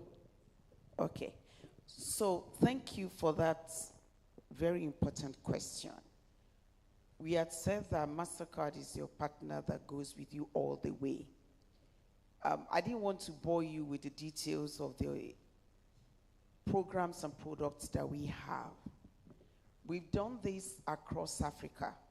We have a Start Path program that has empowered over 23 startups and 425 globally. What we've done with them is to help them to dimension their business. And you also have access to other fintechs that are, so it's not just importing Western, we're also localizing it for you in Africa. And we have Easy Savings Special. That helps you to save, to grow your business. We are big enough to take everybody in with our global footprints, and we are small enough to grow with you, to know you and to walk the path. In terms of if MasterCard has a solution that can help your customer to accept small bits of payments, yes, indeed, we do. We have a whole bouquet of products for you that you can take advantage of. And where is Khalid in the audience?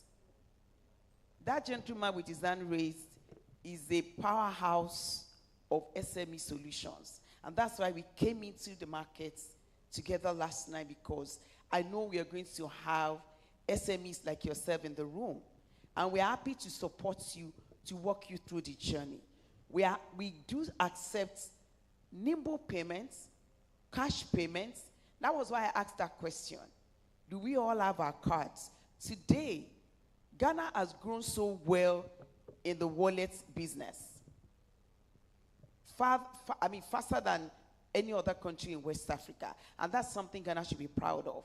We are able to partner with you to take advantage of that opportunity for you to be able to accept payments and also to do transactions. And that also positioned you to be pre-qualified for microloans, because the world has gone digital lending. And that's why we are here for you. And we can take it further outside the meeting. Thank you. Thank you. Anybody else want to respond to his first question? The first question, in terms of the solutions. Yeah. If there's anything that I've experienced and that I can recommend, is the power of referral. Don't discount the power of referral, which is why working as part of an association or a network of small businesses is very important, because then you can ask your colleagues, how do you do this? What solution do you use? I'm looking for an HR management solution. I'm looking for a CRM. What can you recommend? What is your experience with them? That for me is a starting point, because if I've had a bad experience with the software, definitely I'm not going to recommend it to my friend or to a colleague who is in the same industry with me. That is very a good starting point. Secondly, you can also go online. In fact, these days, there's everything you can find online. There's nothing you will search in a search engine that you won't find. But the question is the support. If there are foreign software and you are in Ghana and you are, because it's cloud-based, so you can subscribe, onboard your customers or your staff, and then be using it remotely. When it comes to support, you might not get the adequate support. So one thing you can do is to use the trial version of some of these solutions. So the trial version will give you some experience with the software. While using the trial version and you have issue, you see how quickly they are able to resolve that problem. In fact, when we started off as a company, we're a software development company, and we went to one of the big multinational manufacturers to pitch a solution. the first question they asked us was, how sure are you that 5 years or 10 years down the line, you'll still be around to provide support? And we said, oh, we'll be here. So you saying you'll be here doesn't mean you'll be here. Because we have given opportunities to Ghanaian software companies to build solutions for us, and they are nowhere to be found. So it's a genuine concern, and I can appreciate that. But like I said, talking to your colleagues in the same industry, how are you doing this, can reduce your risk. But at the end of the day, it's always a risk there, because even big blue chip companies do go down. So we just have to tread cautiously. Thank you. Thank you. The floor is still open for questions. Araba, We'd like to hear from. I want to like mention some practical quick things. Quick one. Yeah, YouTube. You can be checking YouTube videos of certain technologies and how they are being used. When you are doing your search, you can compare. You can say compare Salesforce, Zoho, and then you get what the users. And also some of these platforms, there's no, sometimes it sounds very mystical, like they are abroad, so maybe you don't talk to them. You can actually call them on the phone and engage. Call them, talk to them. They are human beings like us, so then engage them. There are platforms like, there are trust brokers like Trustpilot. They rate some of the technologies. So check their rating on Trustpilot. And I believe that these are ways and means that you can measure whether the platform will work or will be good for you or not. And then where do you get them? You can get them on the app stores. So a lot of app stores. And then check the company's website. You have all the information about the technologies there as well. So make sure that you check their websites. Thank you very much. Thank you. Thank you. Do we have more questions? I have the microphone, but I don't think mine is a question. If I can still go ahead. Please go ahead. Thank you. My name is Grace, and I'm from the Ghana National Chamber of Commerce and Industry, the Business Advocacy Association that provides business advisory services and business advocacy for the private sector in Ghana. My CEO was supposed to be here, but we had a big program yesterday and he had to attend another meeting. I'm head of marketing. And it was difficult coming, but listening to what is happening, I just sent him a message and said that I'm glad I was able to make it, because the topic and the expertise we have is so very enriching. Thank you, CBG, for this important program. Thank you. Thank you. Thank now you very on much. My issue on the topic. If you give me the whole day, I don't think that you have time. We actually don't have the whole day, Yes, so I'll give you 5 minutes. So as I'm speaking, I'm already appealing to, before I speak, MasterCard, CBG, to really collaborate with us to address some of the challenges that I will enumerate or maybe mention. Listening to the discussions, I realized that even when we are talking about the SMEs, and of course the membership and the focus of the GNCCI is SMEs, of course not forgetting the big companies, but in Ghana, the private sector, SME form over 80%. And so by default, as a business association, we have a focus on the SMEs. And when it comes to using digital technology, there have been capacity building meetings and workshops, but my challenge is how we, like some of the panelists said, how we bring the issues live to our SMEs.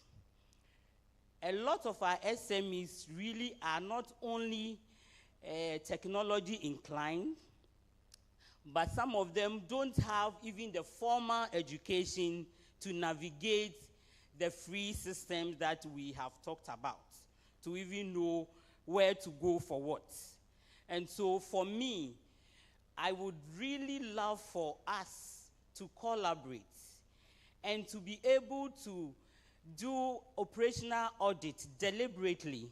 We can start with a number, and then going on, we'll have the success story. So we have to do a bespoke programs and platforms for them, tools that they can identify with.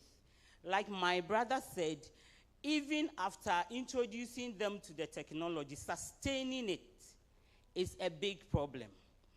The issue of cost, if you are not careful, you may think that it is just, if you want to look at what we are talking about, we may say it's not expensive. You start small and then you graduate. But the point is that the cost of doing business alone is already a problem. So I would want to appeal to MasterCard, CBG, maybe after this, the chamber and ourselves, we have a discussion and see how we can take this forward. Another problem that I would also want us to look at is the security around operating in the technology system in terms of design theft and financial fraud. So I would want the panelists to address, at least as we are talking, let the SME know some of the security backbones that can help them to encourage them to want to adopt the technology platforms that are available. Of course, we all appreciate that when you adopt these, actually it is going to help your business to scale up. You are going to get the exposure both locally and internationally, but it comes with a cost. It comes with sometimes risk, and that area has not been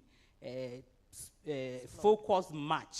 So as we are talking about it, let's bring them side by side so that the SMEs can have the comfort to accept and adopt. Thank you very much. Thank you very much. Thank you, thank you.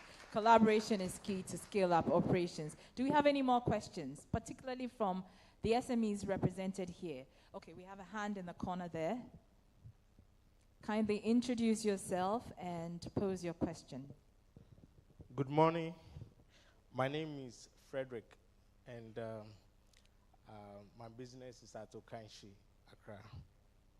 And what business do you do, please, if you don't mind? All right, I deal with in ladies' shoes and bags at Okanshi. And I would like to thank the organizers of this program, especially CBG, who got me an invite to come here.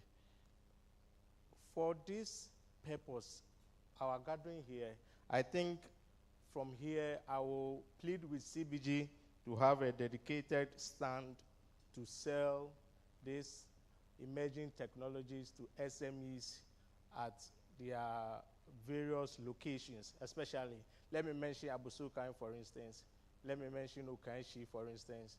Let me mention other farming communities, so that they would have a stand to sell these technologies to their dominant clients for these specialized organizations at their various branches. Because I think if we organize such forums here, it serves, let me say, a few people, selected people, but there are a lot of people on the market to which, if they have a dedicated staff or stand at the bank, can come and be oriented and have some introduction to certain emerging technologies that could facilitate their businesses and also enhance credit acquisition from these banks, especially CBG. Thank you. Thank you very much. So that goes to CBG. I'm sure they're listening. We have time for one more question. One more question. Thank you very much. My name is Estella Nadukwe Hoffman, the Grassack General Secretary of the University of Ghana Graduate School. I think the auntie here gave a point on my question, and then my sir on my left also said something that I would want to reiterate. So my question is, since cybersecurity is mostly associated with the use of digital technology, how then can SMEs protect themselves against cyber threats as they adopt new technologies? And also, I would want to use this opportunity to thank CBG for the opportunity, and then plead with CBG that if there are ways they could come to the schools and campuses, I believe students also have businesses, and then, Yes, we need this kind of exposure. So please, if there is any way it can be brought to the campuses so the students and then people who are around could benefit from it, we'll be very grateful. Thank you very much. Thank you very much. So over to you, CBG.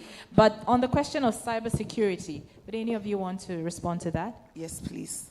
Thank you very much. It's one of the points at made a note that I need to speak to. We have robust platforms the MasterCard has developed at a very substantial discounts to enable startups, SMEs, to be able to protect their businesses. We have what we call My Trust Center. My Trust Center is a platform where new beginners and established businesses can learn about cybersecurity. That as we are advancing digitally, the dark horses and the bad boys are also enhancing the experiences. So we have you covered in that area. We also have Enterprise Odyssey. That is a whole digital tool that enables SMEs to be able to get the support that is needed through your various phases of growth. We made available offline payment acceptance solutions as well. So it's not just about people that have access to internet. We have all these also in a bucket to support you. I must call out an important strategic partnership that MasterCard is involved with. That is the AFDB, African Development Bank partnership with MasterCard. That they have invested $300 million to enable 100 million individuals focused to Africa. And we have launched that a few weeks back. And the pilot is starting with 3 African countries to focus on 3 million farmers. So it's not just about you doing business. We're also layering that for the farmers to also be empowered. SMEs is not just limited to the business owners and the gentleman that said it deals with female things. We all need the farmers to grow, to develop the food program and ensure food security. We have all that robust support in terms of how we can walk you through the journey. Cybersecurity is real. MasterCard is well equipped to protect you on your business journey as an SME. Thank you. Thank you very much. So let me add to the question on cybersecurity. Once you decide to implement technology into your business, then you need to understand that there's a certain risk you are taking. But then you also need to take certain steps to the risk and minimize the effect of the risk if they ever happen. For me, one way we can do that is regular education. So we need to understand what the risk is for each of the technological tools we decide to use. Now, once we understand the risk and we make it very clear for every player within the business that, okay, if you use this tool, these are the possible risks that might come along when you use the tool, then we can take steps to mitigate the risk. So then everybody in the business understands that we are using this tool, we are most likely to get this type of risk, and the risk changes with time. So every now and then, you need to understand what the risk comes, or the risk that comes with the tools you are using, and then find ways and means to educate yourselves on how to the risk. All right, many thanks, many thanks. So this is where we end the question and answer session. We've heard how digital tools can help SMEs to increase productivity while reducing their operational expenses. At the end of the day, we are in an era where companies are leveraging technology to stay ahead. So why would you want to be left behind? That's the question you should ask yourself. But that's how we wrap up the panel discussion. Thank you to my esteemed panelists, Country Manager, West Africa at MasterCard, Folashade Femi Lawal. A round of applause for her, please. She flew in from Nigeria this morning specifically for this program. Thank you again, Fola. Also to founder of the Heritage People LLC and Heritage Labs LLC, Deridine Daze. A round of applause for him. Thank you very much, sir. Also, thank you to Daniel Opunifrimpong. He's head of Merchant Relations and Partnerships at Haptel. Thank you very much. And last but certainly not the least, co-founder of Apps and Mobile Solutions, Richard Bansa. Thank you all so much for making the time from your busy schedules. We believe that the audience has benefited greatly from your insights.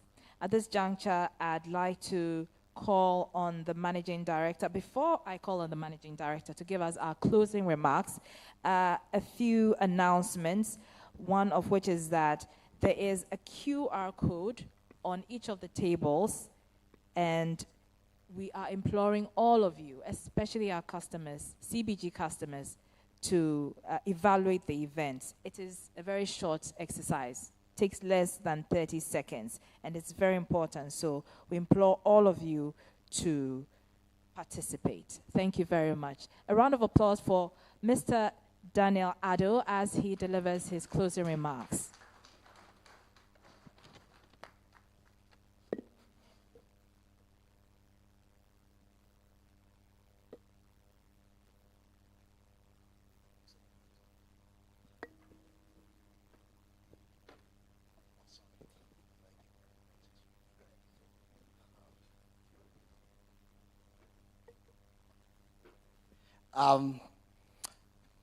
It's still morning. Good morning, everyone.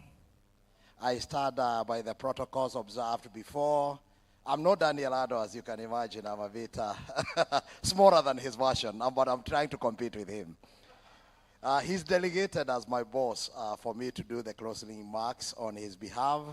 I believe all of us, may they be the students whose representative has made a very, very humble request, which we shall take on board. Maybe the chambers, which also have made suggestions, which we are going to take on board. Our panelists, who have done a fantastic job of addressing the new technologies. Our SME customers, who have participated and asked questions that they think are there. The major issue was, how do we get these emerging technologies to the SMEs? And Daniel and I were clacking our heads and saying, what do we need to do? But I'm happy to tell you that in the midst of the debates and the discussions going on, we have come up with a solution.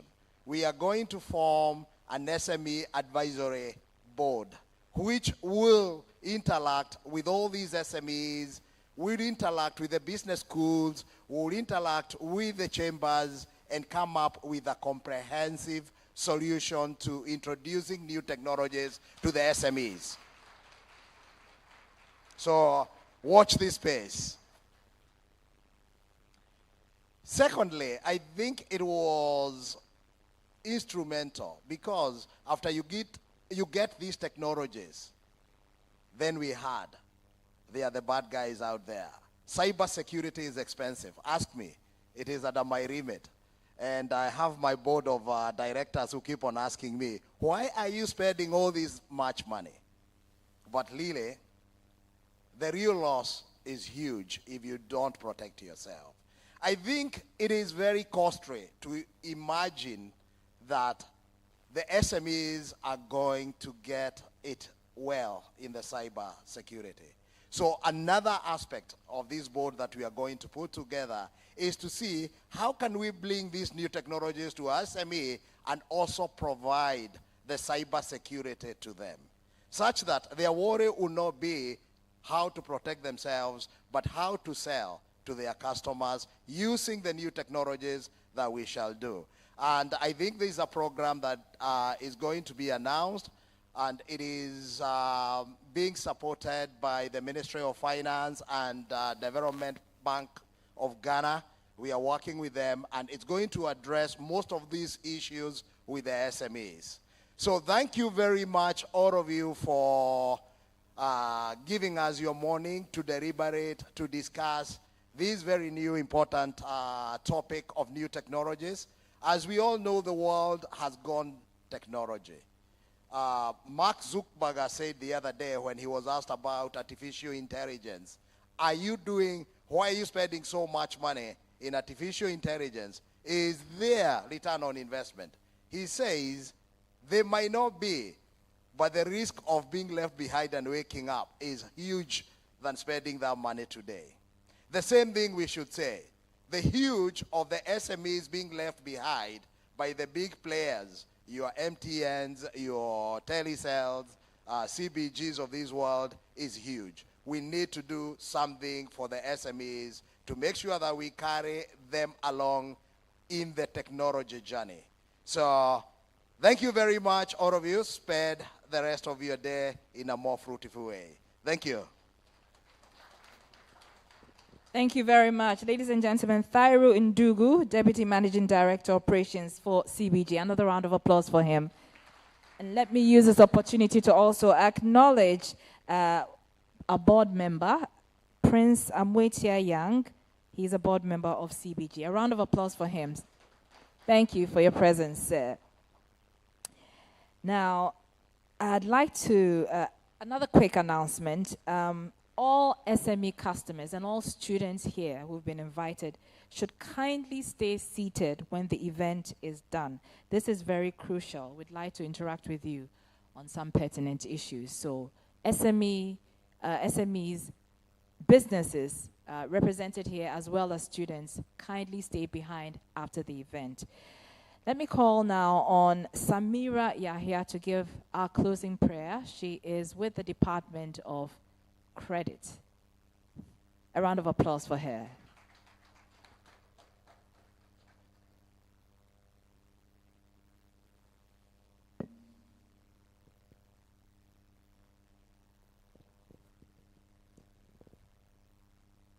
Please, we are praying.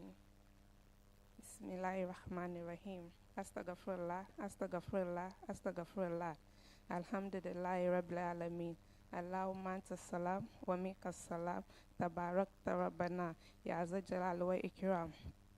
La ilaha illallah wahdahu la sharika lah lahul mulk wa lahul hamd wa huwa ala kulli shay'in qadir. Allahumma anta salam.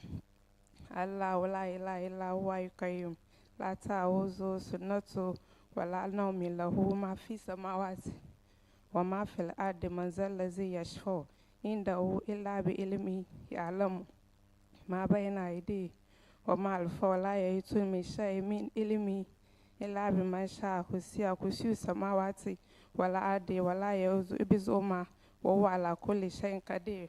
Amen. Thank you very much, Samira.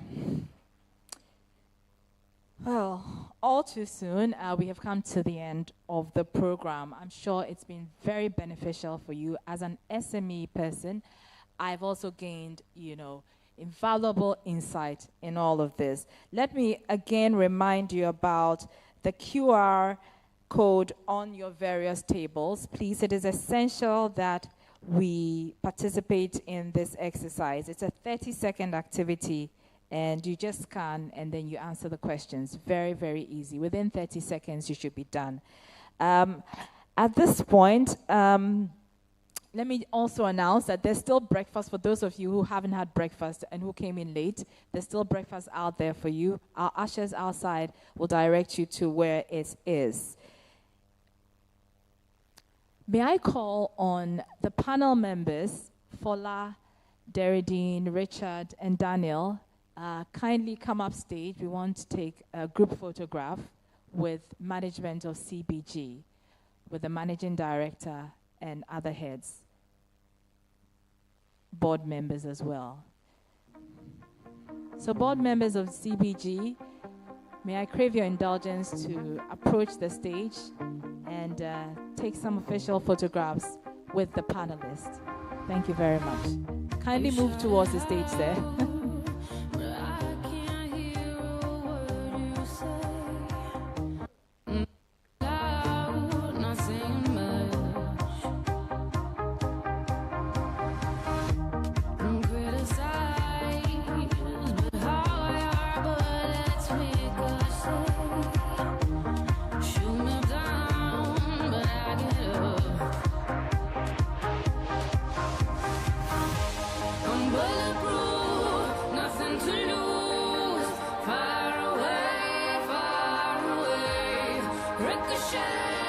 You take your aim far away, far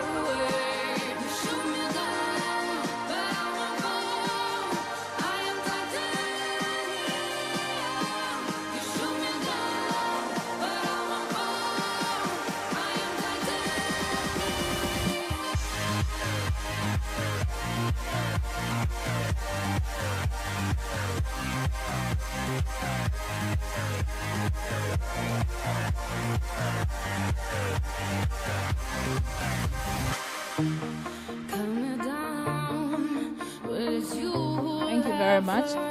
Madam Fola, can you stay behind? And Thairu? Yes.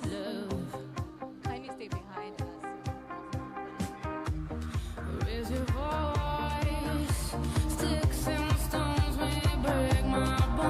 MasterCard Ghana Foundation. Any representative here?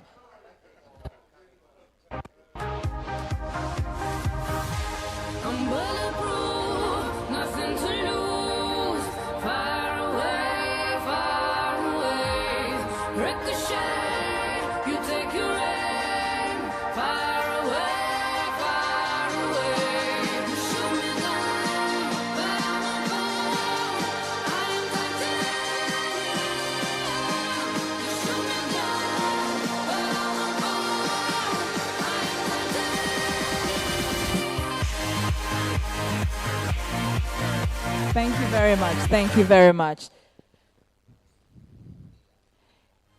If you haven't filled the QR code, kindly take 30 seconds to fill it. We implore you. Thank you so very much. Thank you to all of you who took time off your busy schedules to come and participate in the second in the series of the CBG Thought Leadership Series on the topic Harnessing Emerging Technologies for SME Growth. I hope this has been insightful for you. This has been valuable for you. And if there are any other questions, we still have officers of CBG around, to answer your questions, as well as some of the panel members. So you can still interact. It's a time for interaction and networking. Thank you once again. My name is Arba Kumsin, and have a good day. Thank you. A bank that cares for you, hand in hand, we stand with you. So lift your head up, big dreams are waiting. We'll walk with you wherever you go. Where all your dreams come alive, CBG will make you smile.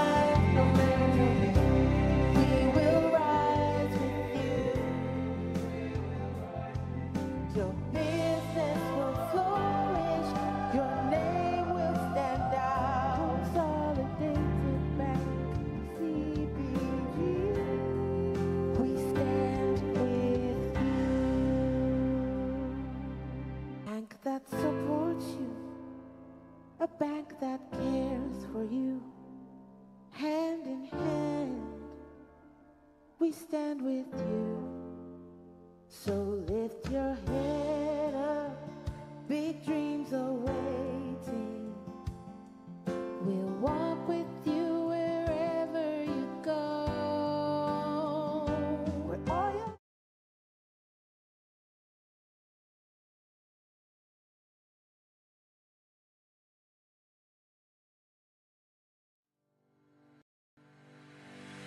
A great journey lies ahead of us all, and we all have different paths carved out for us. No matter who you are and the path you're on, make sure you choose a partner you can trust, a partner with integrity who will always give you the support you need when you need it. No matter what you do and where you are in your journey in life, you are very significant, and so is the path you're on. Consolidated Bank Ghana, CBG, cherishes financial security as much as you do and shares the same values as you. That is why we are the right financial partner to stand with you. We are now one of the largest banks in Ghana, and we are ready to partner and work with you.